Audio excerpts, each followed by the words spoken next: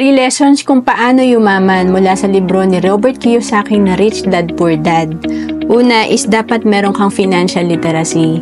Sa paghawak ng pera, kailangan din natin ng skill. Kaya hindi sapat na puro racket lang tayo or madalas kasi nakafocus lang sa kanilang pagtatrabaho. Hindi nila alam kung paano i-handle ang kanilang pera at paano ito palalaguin. Kaya importante mag-invest tayo ng time sa financial education. And then pangalawa, bumuo ka ng sarili mong asset. Ito yung ang mga mayayaman may negosyo sila kasi dito mas control nila yung paglago ng kanilang income, ang kanilang cash flow ay lumalaki dahil sa negosyo. And then pangatlo, work to learn, not to earn. Ito yung kaya maliit lang ang kinikita natin kasi gusto lang natin papasok tayo sa trabaho para lang sa sweldo.